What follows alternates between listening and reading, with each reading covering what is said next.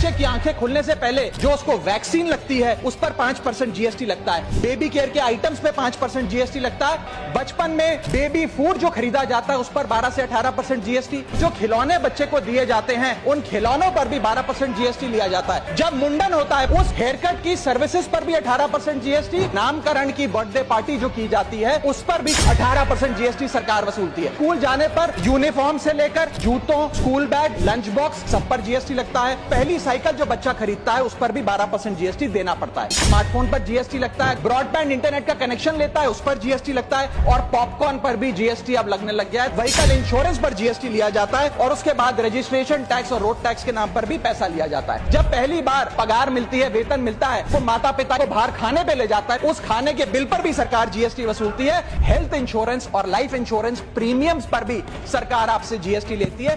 फिर इंसान शादी करता है, इस बीच बैंक्वेट हॉल की बुकिंग पे टैक्स भरता है। शामियाना खाना, केटरिंग सर्विसेज लेता है, उस पर जीएसटी भरता है। वेडिंग इनविटेशन से लेकर ब्राइडल मेकअप से लेकर हनीमून के ट्रैवल तक हर चीज पर सरकार आपसे जीएसटी वसूलती है। बूढ़ा हो जाता है, दवाई इलाज की जरूरत पड़ती है तो हेल्थ केयर बिल पर, दवाइयों पर आपसे जीएसटी लिया जाता है। जब कोई इंसान मरता है तो उसके अंतिम संस्कार में देसी घी, चंदन वुड, नारियल इत्तर जैसा सामान इस्तेमाल होता है, उस पर भी जीएसटी लगता है।